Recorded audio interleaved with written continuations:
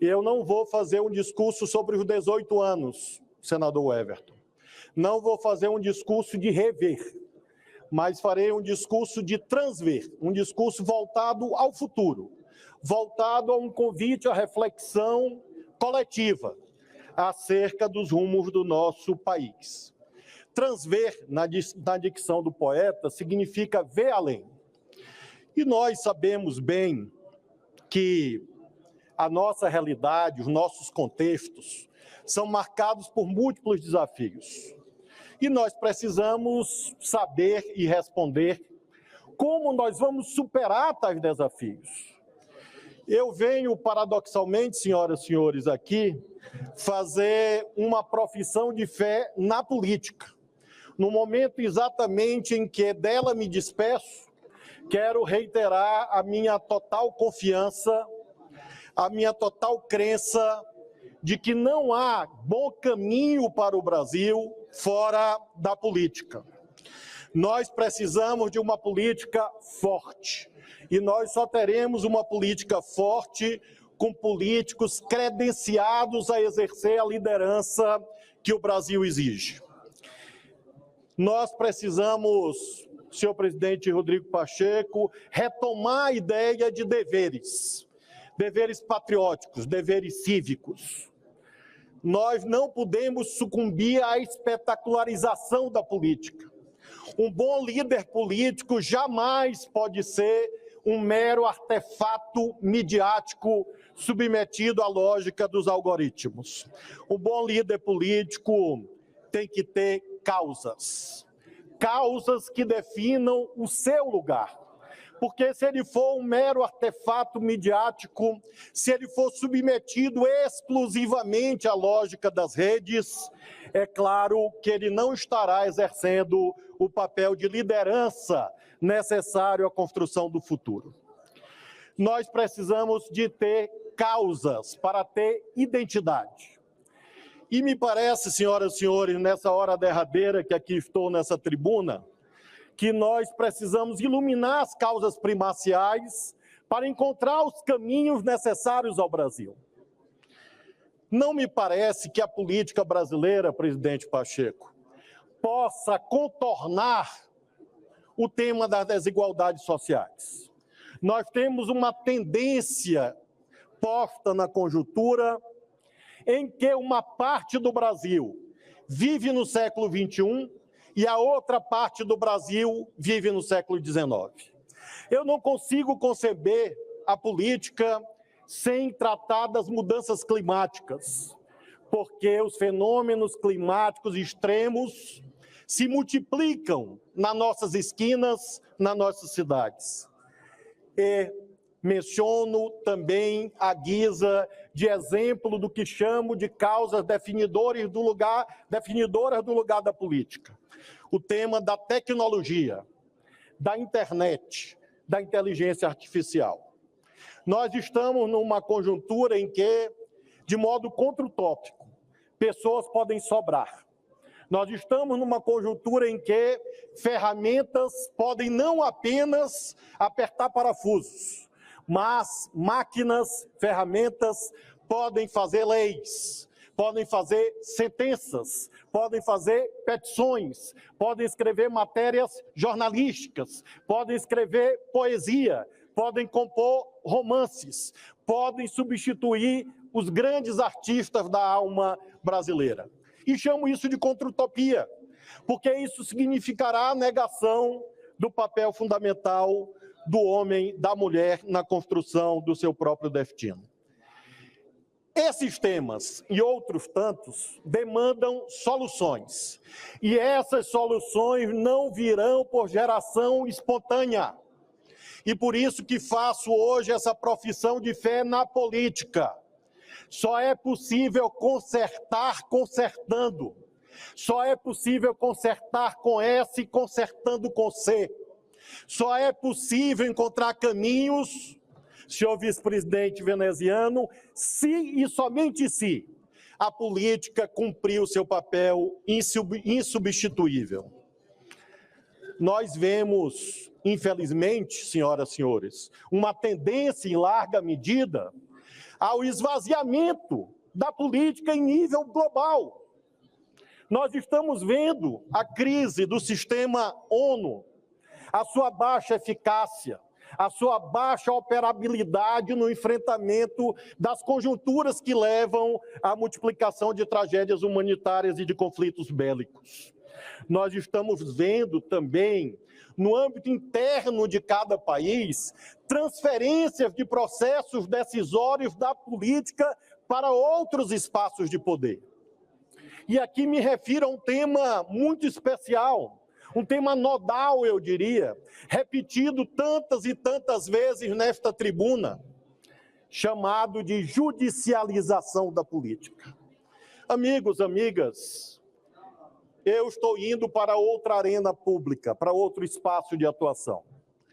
Mas, nunca esqueçamos, a lógica do equilíbrio funcional entre os três poderes depende da atuação concertada e do que se passa em cada um deles, não de per si, não de modo isolado, mas sim num equilíbrio dinâmico que seja objeto de constante ajustamento e diálogo. Vejam, quem são os maiores proponentes de ações diretas de inconstitucionalidade? São os partidos políticos, que levam ao Supremo, como se fosse uma terceira casa legislativa, temas que foram deliberados no parlamento. E isto está se dando desde 1989, não é de agora. Portanto, quando o Supremo Tribunal Federal decide uma demanda proposta por um partido, ele está cumprindo um dever de responder a uma demanda vinda exatamente da política. E é, portanto, fundamental que nós consigamos enxergar que essa transferência de decisões para outros âmbitos não se dá por uma apropriação unilateral deles, e sim, muitas vezes, em razão de fenômenos mais amplos. Vejam, senhoras e senhores, a suposta dualidade entre saber técnico e saber político.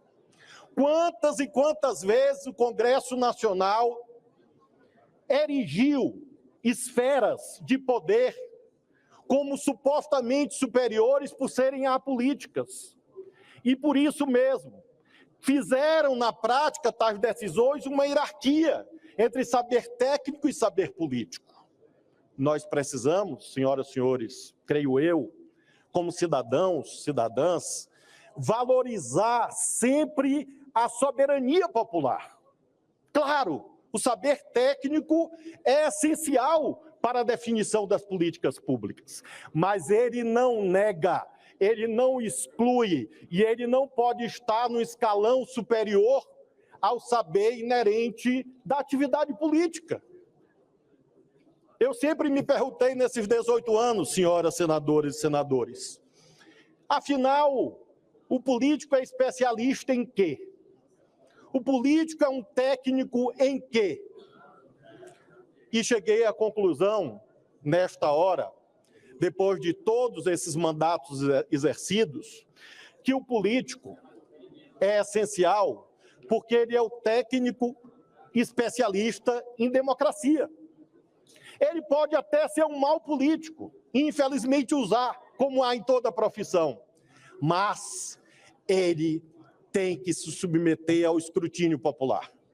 Ele tem que visitar os bairros, as cidades, as comunidades. Ele tem que fazer campanha eleitoral.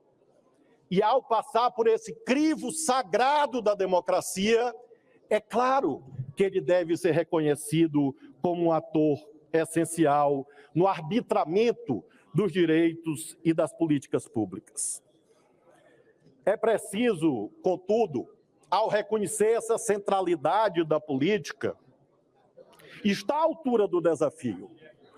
E eu, caminhando para o final desse pronunciamento de despedida, digo a todos os meus concidadãos, concidadãs e a todos os brasileiros e brasileiras que eu procurei sempre estar à altura desses desafios.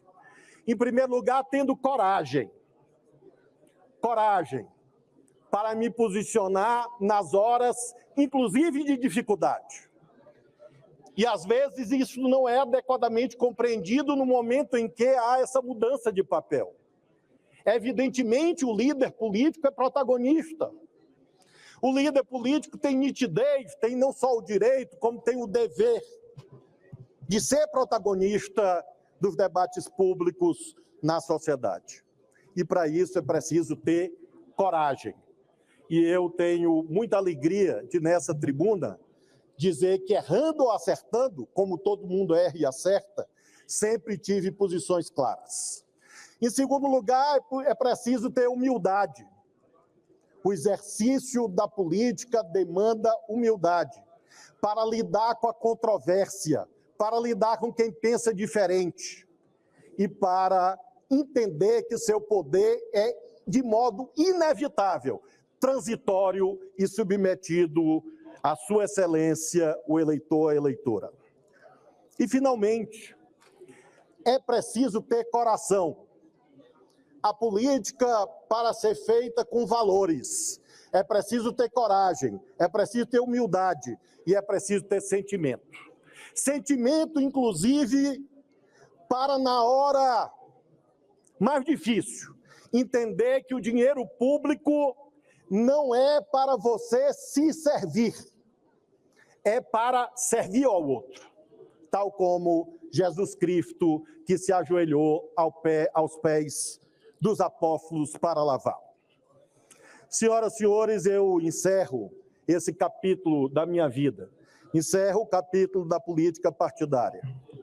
Com tranquilidade, com serenidade, presidente, com muita gratidão, mas, claro, com uma nota de lamento, na medida em que sei bem a centralidade da política, como estou demonstrando mais uma vez e sempre ao falar do futuro da nossa pátria, no qual tem um papel nodal a política como formatadora de projetos emancipatórios e de melhoria da qualidade de vida da população.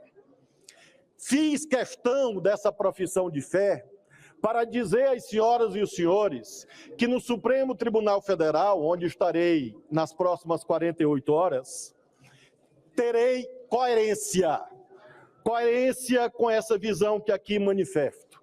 E as senhoras e os senhores, a começar de Vossa Excelência, ilustre presidente, os líderes, podem ter certeza da minha mais absoluta deferência aos poderes políticos do Estado. E essa deferência se manifestando, inclusive e sobretudo, pela capacidade de ouvir, de promover o bom diálogo institucional, para que nós possamos encontrar o modo pelo qual a harmonia entre os poderes vai se concretizar. Esperem de mim imparcialidade e isenção. Esperem de mim fiel cumprimento à Constituição e à lei. Nunca esperem de mim prevaricação. Nunca esperem de mim não cumprir os meus deveres legais, mas sempre com lhaneza no trato, com capacidade de compreender o outro, porque um bom juiz fala muito pouco e ouve muito. Eu quero, senhor presidente Rodrigo Pacheco, reiterar 3 compromissos fundamentais aqui. Agir no Supremo com respeito à presunção à constitucionalidade das leis. Agir no Supremo com respeito à presunção da legalidade dos atos administrativos. E agir no Supremo de modo consentâneo com o princípio da presunção de inocência. São 3 pilares axiológicos fundamentais que estou aqui reiterando perante a nação brasileira por essa casa representativa, para que possa consignar mais uma vez e sempre o meu agradecimento ao Senado Federal pela aprovação para poder, daqui a 48 horas, assumir o Supremo Tribunal Federal. Eu agradeço especialmente, senhor presidente, a Vossa Excelência, presidente Rodrigo Pacheco. Sem dúvida, um dos homens públicos mais qualificados do nosso país. E eu tive a honra de, com brevidade, servir a nossa nação sob a sua presidência. Vossa Excelência honra as melhores tradições de Minas Gerais. Vossa Excelência é um orgulho do seu Estado e Vossa Excelência é um político fundamental para o Brasil. Já lhe disse isso em várias ocasiões, o conheci por intermédio do deputado Rubem Júnior, nosso amigo em comum, e tudo quanto ele disse há alguns anos atrás eu pude experimentar sob a presidência de Vossa Excelência. Desejo boa sorte e proteção de Deus a todos e todas. Desejo perseverança. O bem sempre vence o mal, a luz sempre vence as trevas, ainda que assim não pareça. Eu quero saudar a chegada do ministro André Fufuca, que integra a bancada do Maranhão e é hoje ministro de Esporte, assim como saúdo o ministro Celso Sabino, ministro do Turismo. Eu finalizo com a mensagem ao Maranhão. O Estado que tudo me deu família, me deu filhos, me deu amigos, me deu sabedoria, me deu estudo, me deu conhecimento, me deu experiência. E me deu milhões de votos em todas as eleições que eu tive a honra de disputar. O povo do Maranhão nunca faltou. E sucessivamente eu fui deputado federal, 2 vezes governador eleito e reeleito em primeiro turno e senador da República. Somando a estas alturas, imagino que dê mais de 5, 6 milhões de votos obtidos em várias eleições. E por isso mesmo eu não posso deixar de abraçar mais uma vez e sempre o meu Estado. Lembrando do nosso poeta maior, um dos maiores do Brasil.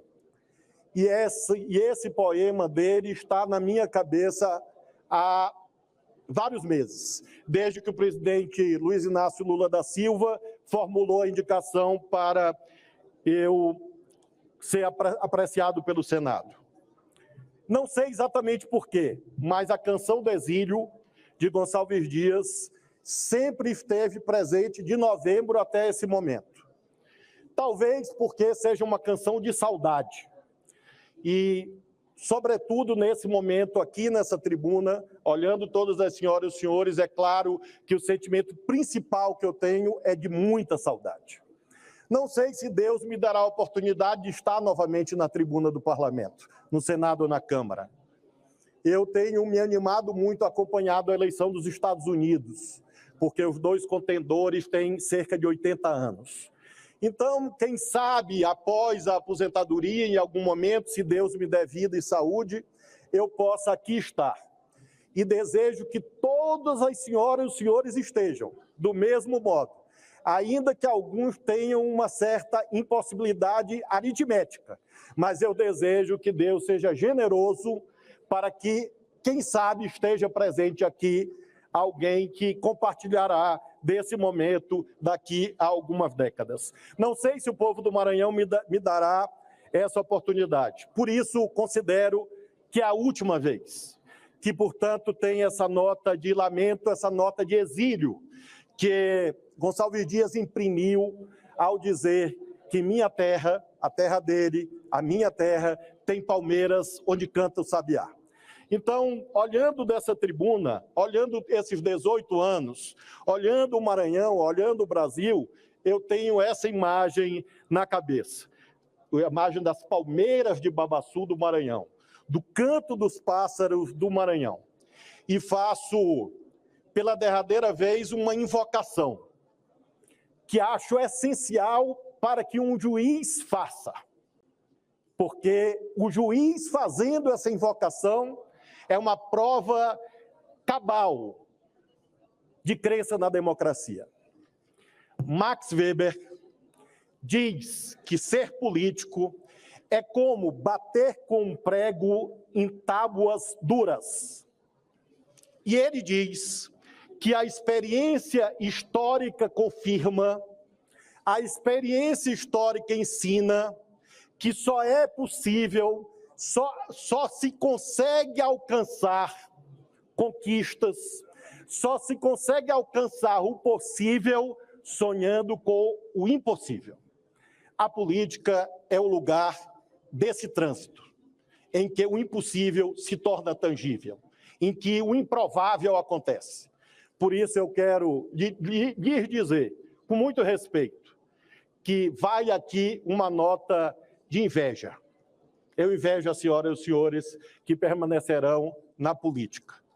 É uma vida cheia de intempéries, cheia de aventuras, cheia de peripécias, cheia de incompreensões às vezes, mas é uma vida marcada por sonhos, pela esperança, pelo desejo de perfurar aquela tábua dura que é o material inerente à realidade, mas que, ao conseguirmos, fazemos com que a história se movimente na direção, no nosso caso, de cumprimento da Constituição.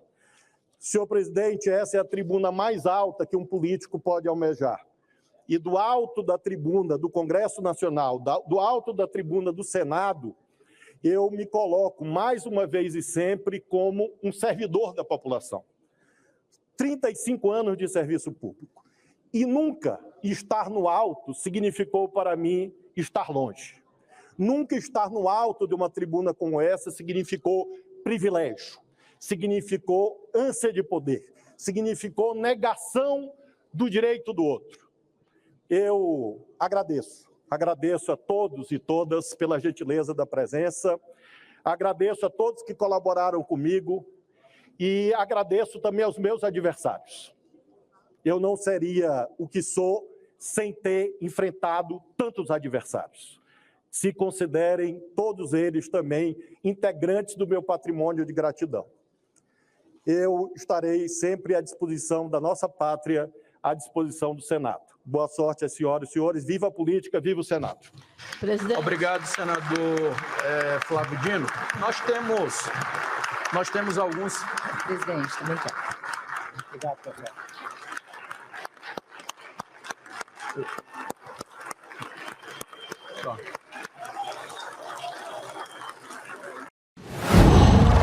Qual?